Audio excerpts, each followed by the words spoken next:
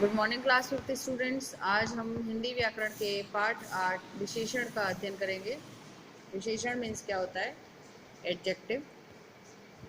जब हम किसी नाउन या प्रोनाउन यानी कि संज्ञा और सर्वनाम की विशेषता बताते हैं उन शब्दों को हम कहते हैं विशेषण। जैसे राहुल मोटा है, वह नटखट है। तो ये देखिए, राहुल क्या है? संज्ञा शब्द है, मोटा है। वह सर्वनाम शब्द है, नटखट है। तो राहुल संज्ञा, वह सर्वनाम। संज्ञा और सर्वनाम शब्दों की जो विशेषता बताते हैं उन शब्दों को हम कहते हैं विशेषण। राधिका सुंदर है, मेरा फ्रॉक लाल है। तो राधिका संज्ञा है, मेरी सर्वनाम है। तो दोनों में जो शब्द ये दिख रहा है ये दोनों विशेषण है। परिभाषा देखते हैं इसकी। जो शब्द संज्ञा अथवा सर्वनाम की विशेषता बताते हैं वे विशेषण कहलाते हैं। विशेषण के भेद। विशेषण के 4 भेद होते हैं: गुणवाचक, संख्यावाचक, परिमाणवाचक, संकेतवाचक। गुणवाचक जैसा कि नाम से ही आपको पता चल रहा है, गुण, दोष, रूप, रंग, आकार, स्वाद, समय, स्पर्श, अवस्था, ये सब आते हैं गुणवाचक में। संख्यावाचक में जैसा कि नाम से ही स्पष्ट हो रहा है, संख्यावाचक में 4, 7, दोनों, सभी आदि ये सभी आते हैं शब्द। इस प्रकार के शब्द आते हैं संख्यावाचक विशेषण में। निश्चित संख्यावाचक और अनिश्चित संख्यावाचक। निश्चित संख्यावाचक में पहले निश्चित नंबर दे रखे होते हैं तो वो निश्चित संख्यावाचक हो गया। और अनिश्चित संख्यावाचक में कुछ, कई, बहुत से, इस तरीके से शब्दों के प्रयोग होता है तो वो होते हैं अनिश्चित संख्यावाचक। अब है परिमाणवाचक। परिमाणवाचक शब्द जैसे हम किसी चीज़ को खरीद कर लाते हैं तो हम उसका वज़न नापते हैं, उसको कहते हैं हम परिमाणवाचक विशेषण।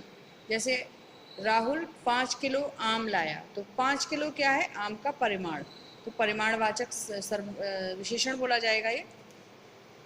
ऐसे ही और भी शब्द देखिए, 1 किलो, 2 मीटर, 5 लीटर, थोड़े फल, कुछ फूल आदि। ये सब क्या है? परिमाणवाचक विशेषण है। ऐसे ही इसमें भी अलग अलग तरीके से बता रखा है, निश्चित परिमाणवाचक और अनिश्चित परिमाणवाचक।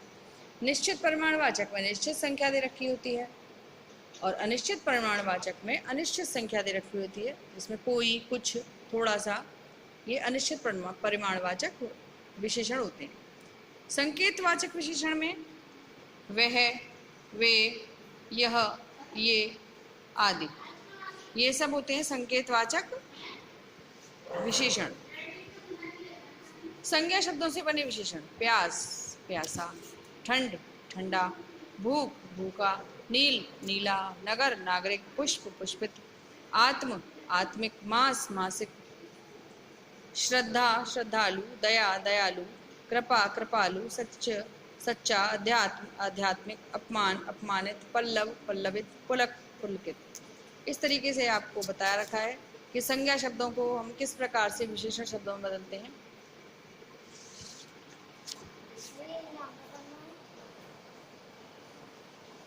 अब है आपके अतिरिक्त कुछ जानकारी है।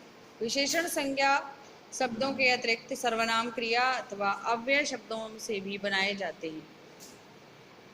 विशेषण शब्दों की विशेषता बताने वाले शब्द प्रविशेषण कहलाते हैं। जैसे यह साड़ी बहुत लाल है।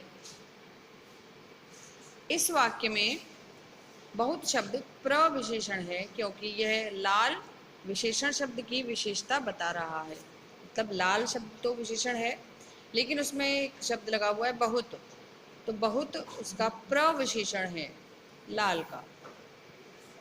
इस प्रकार आप ये जो पाठ है इसका अभ्यास दोबारा करिए, एक बार पढ़िए, दोहराइए, तो आपको इसकी जानकारी विशेषण क्या है आपको अच्छे से हो जाएगी।